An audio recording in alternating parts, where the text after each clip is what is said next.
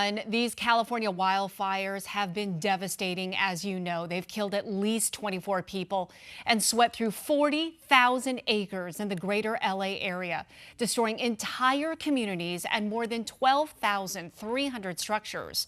But there have also been very heartwarming images like this. People helping those who have lost everything. Piles upon piles of donations. And another local business is trying to help these people as well, like the Housewarming Project. Owner Julie Backus joins me now. Julie, it is so great to have you here. Thank you so much for having me. I appreciate it. You know, I feel like everyone either knows somebody, has friends, family, what have you, in the California area. They've all been struck by what is happening. For you personally, how has this struck you? Well, I've lived in LA. I lived in LA for 10 years. And so when I was seeing my friends posting that they could use anything, I immediately reached out. I connected with some of my friends who are firefighters, some of my friends who are teachers, and really just said, how can we help? Yeah. They said, we know you have 2 young kids. Could you pile some of their clothes, their gently used clothes together? Right. And so from there, I grabbed my kids' clothes and toys, posted it online, and like what happened next was pretty phenomenal. Tell me what happened next.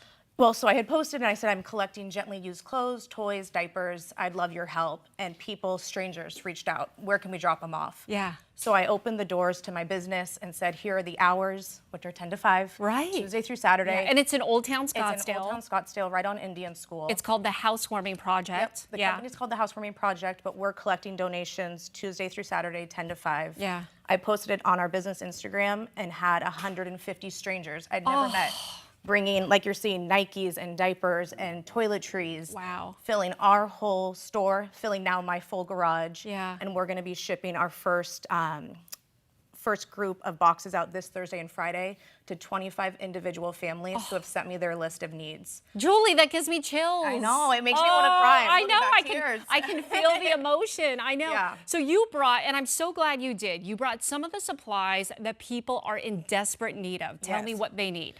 So families are needing diapers, gently used clothes, and toiletries. So what we have here, you see like the brand new soaps, we have toothbrushes, we have razors, we have Band-Aids, we have little kids' diapers, little kid wipes.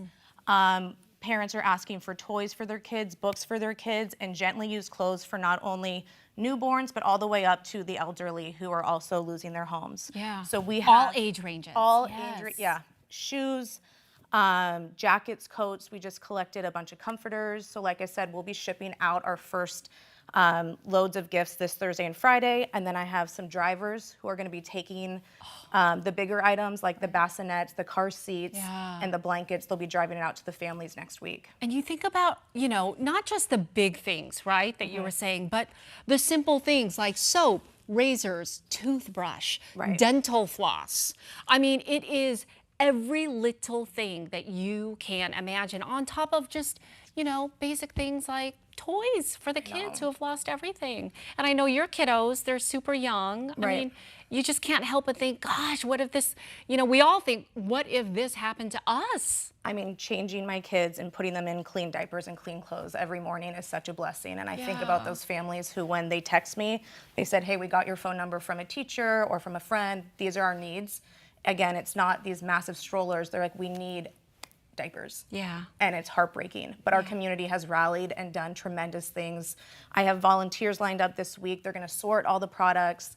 I even partnered with another group called NCPG. It's a mothers networking group out here, and they're rallying the troops to come and help.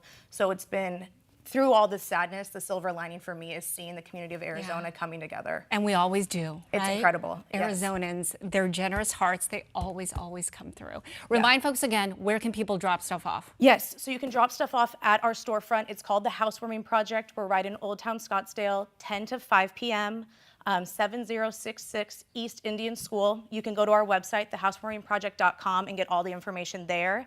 But we're accepting donations until families no longer need it. But again, we're open Tuesday through Saturday, 10 to 5 p.m. Julie, thank you so much. Thank I know you. this really hits home for you, so we appreciate your time and what you're doing, truly. Of course, thank you.